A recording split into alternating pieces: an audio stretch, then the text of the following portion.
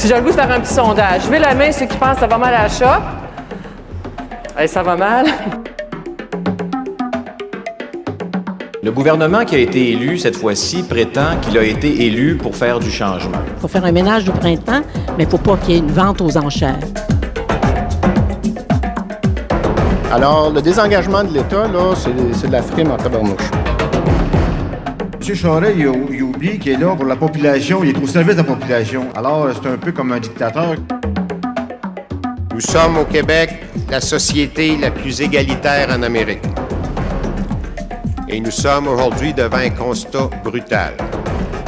La droite a pris le pouvoir le 14 avril dernier. Et à l'heure actuelle, avec les amendements qu'il y a sur la table,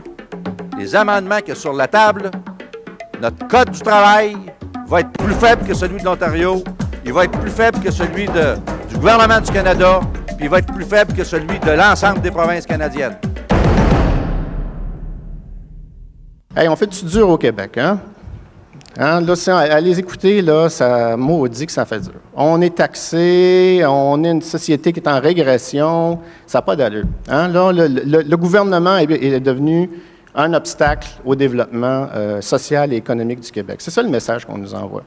On voudrait nous dire que si on adoptait là, la recette là, Elvis Gratton, là, que tout est beau aux États, qu'on réduit le rôle de l'État dans l'économie, qu'on réduit la capacité des gouvernements à livrer des services en faisant baisser les impôts, que tout va s'arranger. On renforce les réseaux de collusion avec les milieux d'affaires. On dit aux autres, les syndicats et le communautaire, vous n'êtes pas contents, vous irez manifester. On affaiblit le Québec comme nation à l'intérieur du Canada et à l'échelle du monde. On creuse les inégalités. Et puis, on traite les citoyens comme des consommateurs. Il tape ses syndicats, il réduit le pouvoir du milieu communautaire, il réduit le pouvoir des centres de la petite enfance, il abolit les CLSC. Il est en train d'éliminer dans la société les organisations qui sont capables de lui faire face et de résister et de contester ses politiques. Ça va être beaucoup plus facile pour lui dans quelques années de faire ce qu'il veut s'il réussit à affaiblir toutes ces organisations-là. Mais en même temps, c'est la société elle-même qui s'affaiblit parce qu'on divise la population en individus.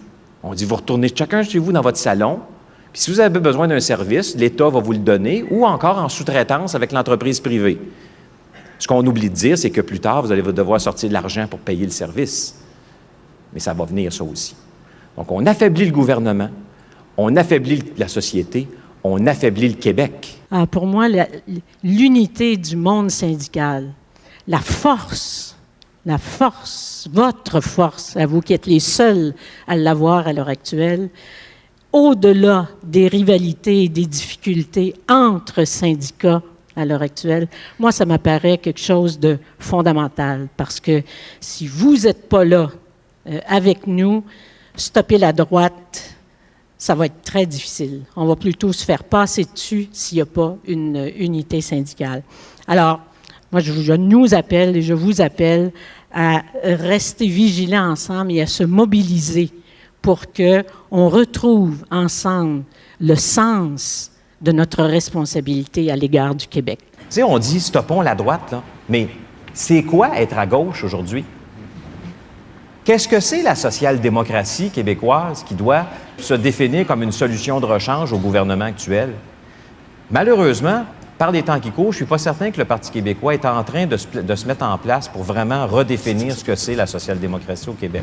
Il va avoir besoin d'idées, ce parti-là, peut-être d'autres partis aussi, là, on verra, mais il va falloir que tous ceux qui se définissent comme n'étant pas à droite, à un moment donné, ne se définissent pas seulement comme étant contre quelque chose, mais il va falloir qu'on réfléchisse dans les prochaines années et qu'on en vienne à se dire qu'est-ce que c'est être à gauche au Québec? Qu'est-ce que c'est une gauche qui prône tout autant que la droite la liberté, mais un autre genre de liberté, l'égalité ou la recherche de l'égalité et qui a des valeurs à faire promouvoir. Gros chantier d'ici aux prochaines élections parce que ils auraient beau faire des manifs, toutes sortes de trucs pour dire on en veut au gouvernement. Si dans les élections suivantes, il n'y a pas une alternative crédible et solide, ça va continuer. On nous dit qu'on n'a plus les moyens de. Or, faut peut-être déboulonner cette idée-là dans la mesure où, si on croit ce qui nous est dit, ça veut dire que si on avait réélu un autre gouvernement, quel qu'il soit, que le PQ ou un autre, on serait en faillite aujourd'hui si on avait maintenu des mesures d'équité sociale. Je ne sais pas lequel veut répondre à ça en commentant à l'autre, Pierre Laliberté ou Lorraine, mais c'est comme si on était en faillite. La réflexion qui me vient, c'est que ce parti libéral-là, c'est un parti conservateur. C'est devenu un parti adéquiste conservateur. S'il y en a un qui doit se retourner dans sa tombe, c'est bien Robert Bourassa, il me semble. Parce que faut pas oublier que c'est le Parti libéral qui a fait la Révolution tranquille. Hein? L'assurance maladie, l'assurance hospitalisation, la fondation des CLSC, l'éducation, etc., c'est ce parti-là qui a mis ça au monde. Hein? À l'heure actuelle, ils sont en train de défaire cette affaire-là. Pierre Laliberté, un commentaire? Je vais aller là. Oui, juste pour ajouter l'aspect d'ouvrir la guerre là, contre les syndicats. Si on regarde comment ça s'est fait en Ontario, puis en Colombie-Britannique, puis même en Alberta, les gouvernements ont pris le drapeau rouge puis devant les syndicats, puis ont dit « venez effacer ». Il y a eu une politique de provocation, puis cette politique de provocation-là, on la voit là, quand Charest a fait sa lettre ouverte là, avec son petit paragraphe à la fin, puis qui disait les syndicats, les forces de l'immobilisme. C'est un peu ça. Il faut falloir être smart parce que faut pas tomber dans la trappe. Parce qu'il ne faut pas que ça devienne une bataille des syndicats corporatistes contre le pauvre citoyen payeur de taxes. Puis, dans ce sens-là, il faut falloir trouver des façons de développer des alliances puis de communiquer les messages pour que le monde comprenne. Mais est-ce que les mesures ne sont pas prises actuellement, notamment dans le secteur de la santé, pour, au nom d'une certaine efficacité, opposer et déchirer les syndicats entre eux? Est-ce que ça fait partie des tactiques ou ça fait partie des solutions? Qu'est-ce que vous en pensez? Ce qu'ils sont en train de faire dans le réseau de la santé, c'est de foutre la pagaille. Vous savez comment ça marche, hein? Vous en faites des négociations de conventions collectives. Comment les choses évoluent? Ils évoluent par la négociation. Quand je vous disais au début de mon intervention qu'ils sont en train de casser le contrat social qui nous liait, c'est qu'eux autres, au lieu de négocier avec les syndicats, ils adoptent une loi pour dire, bien, dorénavant, il y en aura 5. Et puis c'est tout. Alors que, comment ça évolue les relations de travail? C'est en se parlant, c'est en négociant, c'est en ayant des ententes. Alors, qu'est-ce qu'ils font, eux autres? Ils font la même chose avec les CLSC, hein? Ils adoptent une loi, puis ils disent, c'est fini. Ils adoptent une loi dans le secteur de la santé. Il y a tant d'accréditation syndicale par hôpital, that's all. Peu importe ce que vous en pensez, on s'en fout.